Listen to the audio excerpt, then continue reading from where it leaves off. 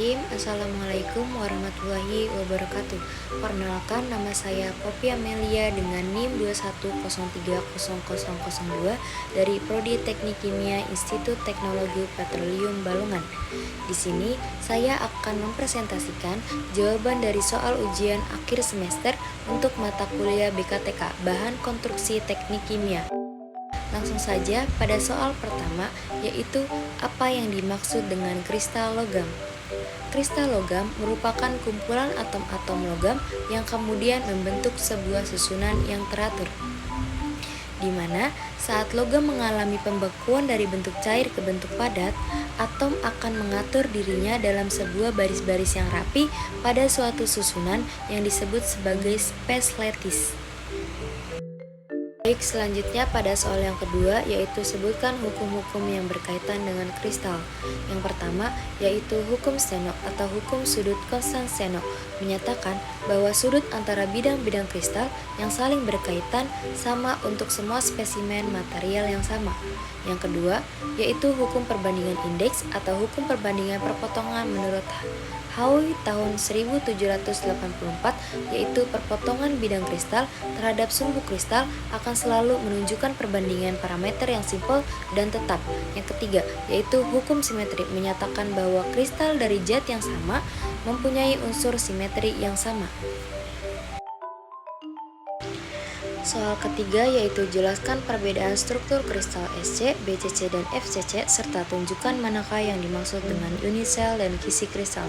Perbedaan yang terdapat pada struktur kristal SC atau simple cubic, BCC atau body center cubic, dan FCC atau face center cubic terdapat pada jumlah atom, bilangan koordinasi, serta jumlah atom per unit cell atau sel satuan. Pada simple cubic memiliki jumlah atom pada setiap sel satuan berjumlah 8 diambil dari titik-titik sudut.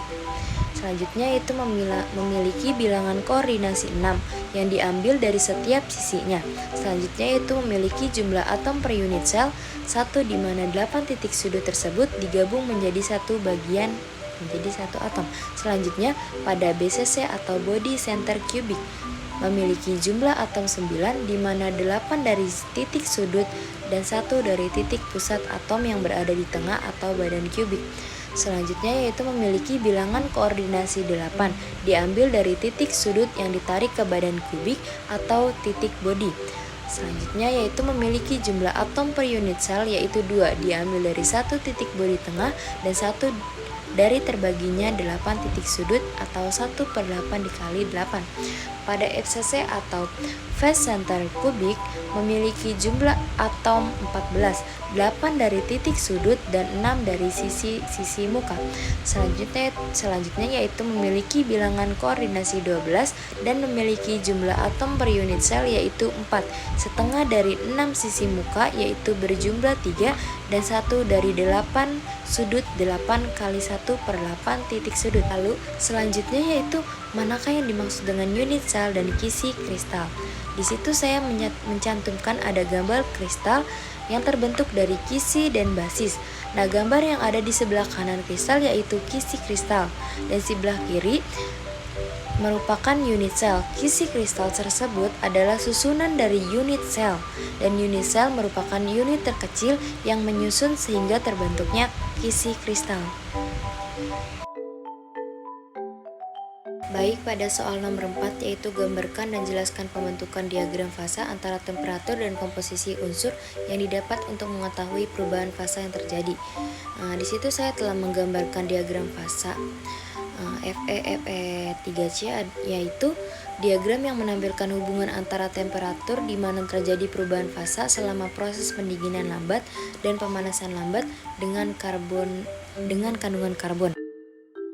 Di gambar tersebut pada garis bawah horizontal yaitu menunjukkan presentasi kandungan karbon dan garis vertikal menunjukkan garis temperatur.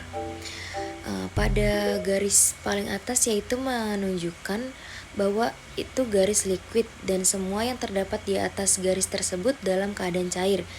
Dan garis yang kedua pada bagian tengah yaitu ada garis austenit yang apabila sudah memasuki atau menyentuh garis, semua cairan sudah masuk ke dalam fase pemadatan.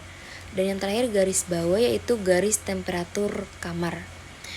Di situ ada garis A1 di mana garis temperatur di mana terjadi perubahan austenit gamma menjadi ferit pada pendinginan terjadi pada suhu 738 derajat Celcius. Garis serong ke bawah menunjukkan garis A3 adalah garis temperatur di mana terjadi perubahan ferit menjadi austenit atau gamma pada pemanasan. Struktur kristal berubah pada suhu 900 derajat Celcius. Lanjut pada garis serong ke atas adalah garis ACM, yaitu garis kelarutan karbon pada besi gamma atau austenit.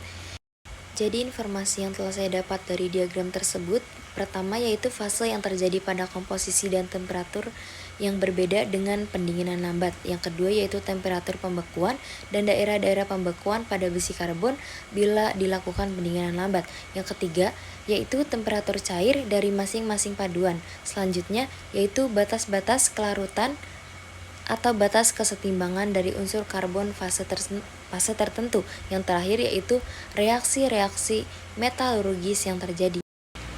Pada soal nomor 5 yaitu jenis baja apa saja yang sering digunakan di dunia migas dan petrokimia dan jelaskan alasannya mengapa jenis tersebut diaplikasikan pada alat-alat tersebut. Yang pertama yaitu pada pipa dalam minyak and gas biasa menggunakan baja karbon Frenza tempa. Alasannya karena baja tersebut kuat dan tahan lama serta dapat menahan kondisi tekanan dan suhu tinggi. Yang kedua yaitu jenis baja yang digunakan pada proses hydrocracking yaitu baja jenis 304321, 347410, 430, 8-2 dan 26-1 dan baja tahan karat. Alasan memilih baja jenis tipe tersebut ialah karena masalah korosi yang berkaitan dengan perengkahan air seringkali melibatkan penggetasan dan perengkahan korosi akibat tegangan poliotionik, jadi baja jenis tersebut cenderung tahan karat. Sekian presentasi dari saya, kurang lebihnya mohon maaf. Wassalamualaikum warahmatullahi wabarakatuh.